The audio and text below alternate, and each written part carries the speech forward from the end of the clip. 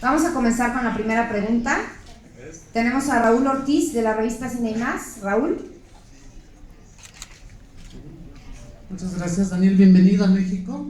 Tu personaje es bastante interesante en la película. Me gusta mucho el inicio, sobre todo. Es un personaje algo solitario, como hoy en día se vive en la sociedad. Cuéntame un poquito acerca de qué elementos externos tomaste para retratar este inicio en la soledad, que es lo que yo me quedé con esa impresión de inicio. Gracias, Daniel. Okay. The external elements.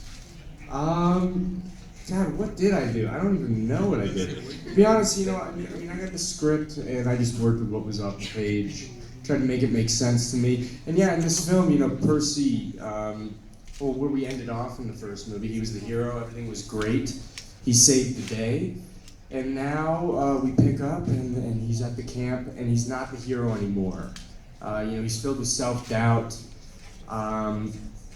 There's another demigod that's kind of one-upped him at the camp, so he is kind of filled with all these insecurities and everything. And on top of that, he really just wants to communicate with his father, who's really absent in his life, and then he's thrust in this adventure. So I guess, I just worked with the material in that sense, with, the scenes that were given to me externally. What did I do? I'm not sure. I just tried to make it make sense to me as much as possible. And he's thrust in this adventure, and he's not sure if he's good enough to be the hero. So I guess that self-doubt is constantly on his mind.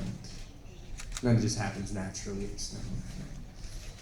Pregunta 2, Arturo Tobar de Urbano DC. Carla, me lo presto. Carla. Thank you. Okay. Hi, Logan, and welcome to Mexico. I can hear you great. Más fuerte, por favor. Welcome to Mexico. I gotta tell you, I'm quite a fan of Percy Jackson's books, so thank you. Congratulations, it's quite fun, the movie. But I was wondering, given your current experience with actors and directors and everything, what would you prefer? I was wondering, to work again with Mel Gibson, or to work again with Emma Watson and kiss her again? Oh, between the two? Yeah. Emma Watson, man. And that's an obvious choice. I'm gonna go with Emma. She's so talented, and we actually became good friends too. I don't know Mel Gibson at all. I was a little kid when it's weird to even say worked with him because I wasn't working. I was just a prop. I was a kid. Sit here, get him out of school, sit right here, and just smile to the camera, whatever the heck you're doing, But no, Emma's great, so I would pick Emma in a second. Cool. Or maybe Mel Gibson could direct the movie. Maybe. He is a great director. That is true. Cool. Thank you. Pregunta 3, Nayeli Herrera de Red Shock Inc. Hola, Lola. Después de 3 años, ¿cómo te sentiste al regresar al set y ver a tus antiguos compañeros? Algo gracioso que te haya pasado en el set. Y bueno, mucha gente se pregunta por qué Pierce Brosnan no regresó a esta secuela. ¿Tú sabes por qué? Gracias. Brosnan. Yeah. I'm not sure why Pierce didn't come back. I'm sure it must have been some sort of scheduling thing.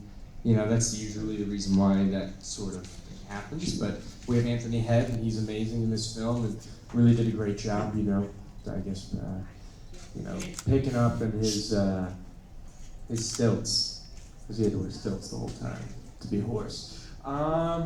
But reuniting with the cast was great.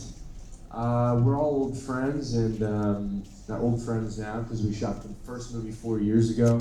It's been 3 years, since we, started the second film. So it was a good reunion for us. We just had a good time on set. It never gets too intense, and there's never too much conflict between the characters or anything that's really going to cause conflict between, I guess, us as people in real life. So we just had a really good time making this movie. And I remember just, you know, some of these scenes were, I mean, there's so much fun in the movie, but to film they can feel so ridiculous that we just had laughs, you know, just from the situations of being inside a sea monster, on a ship, you know, controlling a gun and shooting our way out of the belly of the sea monster. That stuff is fun, and we cracked up the whole time. Pregunta 4, Melissa Servín, Gamer Style. Hola, Logan. Ahí. Hola. Yo te quería preguntar, si tuvieras un superpoder en la vida real, ¿cuál sería y qué harías tú para salvar el mundo o planeta? ¿Qué es lo que propondrías? Porque bueno, tu película es increíble y no sé. Thank you. A daily situation. I would love for answering and put it back on. What would I like to do? I don't know. I mean, I think controlling the weather would be very, very, a very nice power to have. To be able to do that would prevent a lot of, you know, natural disasters. And that would be great. Yeah. A Pregunta, serious answer, right? Sort of. pregunta 5, Laura Ángeles, Entérate Online. Por acá, welcome to Mexico.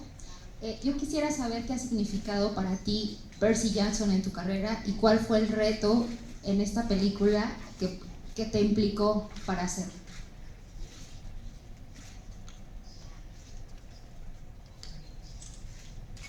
Well, I mean, Percy Jackson for me in my career really, I mean, it opened the doors for like a lot of things for me. But at the same time, it was just a huge opportunity. I remember starting off. I mean, you know, when I first got the script and finding out that Chris Columbus, who our, you know, original director, you know, was, that he was going to make the film, and the idea of working with him on a fantasy adventure was like a childhood dream. So it made, you know, it was just a big impact on me to be a part of it.